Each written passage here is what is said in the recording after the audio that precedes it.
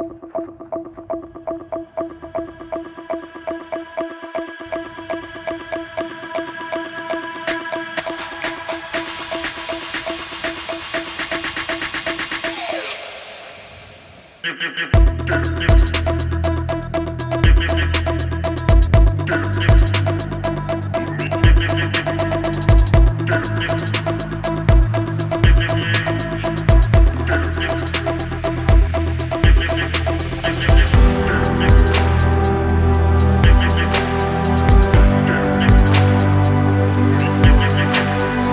7, 8 months ago, you were picking up a hammer, I don't know for the first time, but you know, you were building your first tiny, and now here you are. So congratulations. How are you feeling as a teacher? Thank you. I appreciate that. I'm feeling really happy.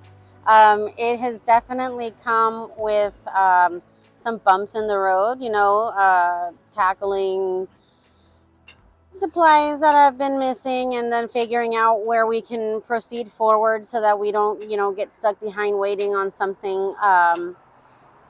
And just, this is all brand new to me. So it's also just that hump of getting over like, okay, how do I teach this and how do you know that it's sticking? And when you see them, moving along and doing what they're supposed to do, it gives you a really great sense of accomplishment. Like, okay, I am doing a good job. And like I said, there's days that things happen and you just have to get over it and overcome it.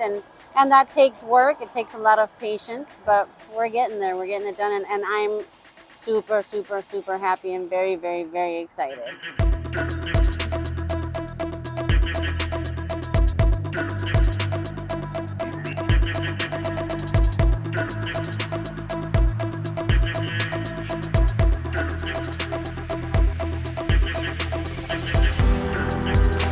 Oh, my students are doing great. I am so happy. I'm so excited. I think that they're doing a phenomenal job.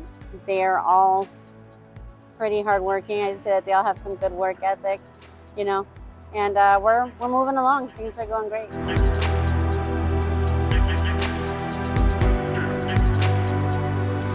The biggest challenges to their growth, honestly, it's the same thing that we went through when I was a student. It's that frustration of having to do something, tear it apart, and redo it again. And I totally can sympathize with them, and I see how frustrated they get, and that's very, very difficult. It's a very difficult thing to overcome mentally and physically because they're exhausted. Their bodies are still getting used to this, but they're doing really well. So I think that if they learn how to harness that frustration and they're able to just put it into their work, they're gonna be just fine.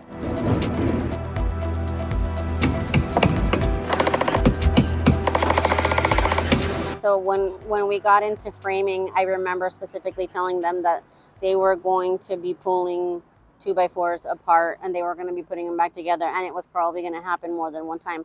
And sure enough, it did. And every single one of my students had to do this. I could see their frustration, but I could share in that with them, in that I have been there myself. And so I told them, just persevere, just, push through it. I understand that right now maybe it doesn't make sense why we have to do this frame and why it has to be 16 on center and why it has to be perfect. But that kind of also is nice because then afterwards when they move on to the next step, they see the importance of why 16 on center, was so meticulous. Like they're putting up their sheathing next and they see, oh, that house doesn't have the 2x4 where it's supposed to go. So now you got to go in there and fix it once again. So, but they're starting to learn. They're starting to get that, so it will become muscle memory for the second time when they build the next house, or for the third time when they build the third house. They don't need me to explain why the 16 on center needs to be on center, why it needs to be done correctly. They will remember having to pull that apart and put it back together and pull it apart and put it back together. So we're ready for inspection.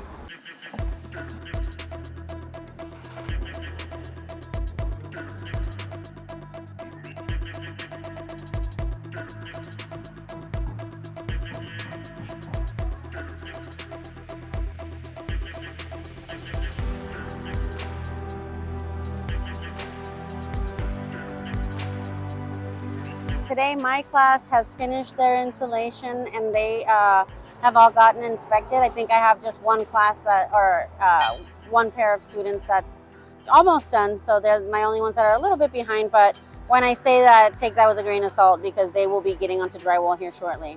So installation was done and they got inspected, so now we're hanging drywall. So I have had all the students go and grab what supplies they need, take them into their house. We start off with the ceilings first and then we do walls. So hopefully it's not too hard because they don't have to make a lot of cuts quite yet.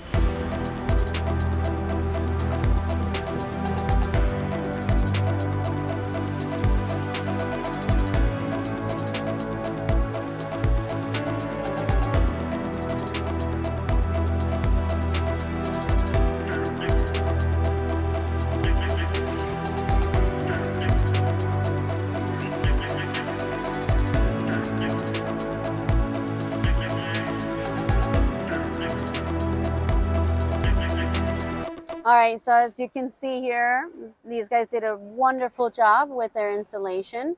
That passed inspection. And then we're gonna get started on drywall. So they have a few sheets in here already, but this whole sheet, they're gonna start with the ceiling first. So we'll need a team lift here and pick it on up, have somebody tack in the corners and then fill in the rest of the screws. And then proceed forward and go on to the next one. They'll make a cut on the last piece over there. So today we had to learn the meaning of factory edge to factory edge, you know, and they're going to learn how to use their drywall T-squares as well to make those nice straight cuts. And that's where we are today. They're also going to learn how to make cuts. They'll have to learn how to take measurements for like the electrical boxes up there and for their outlet boxes. So they'll have to learn how to take measurements and transfer that onto the drywall to make sure to cut those little rectangles out for their receptacles.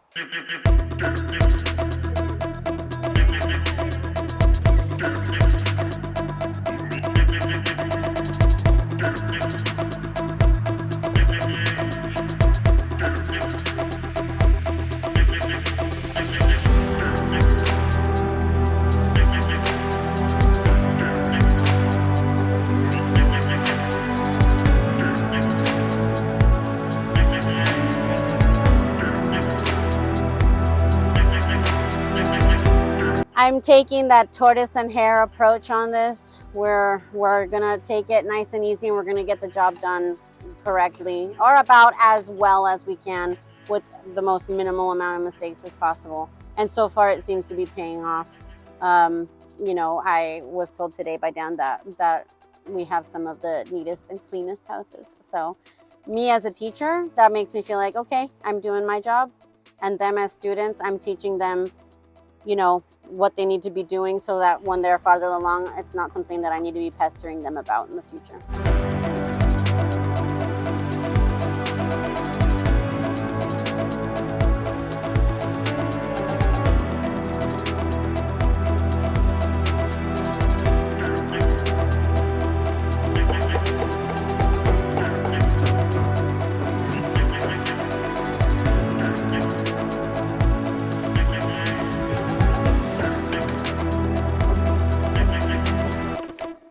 I will always say that this school is for anybody and everybody. And I really do think that everybody should do it. It's great education to have in your back pocket, you know. You're a homeowner and you need to fix something, you don't need to call anybody. And right now with the shortage of people, it's so expensive to call on somebody else. If you can learn how to do all this stuff for yourself, like, more power to you. And it's a great program.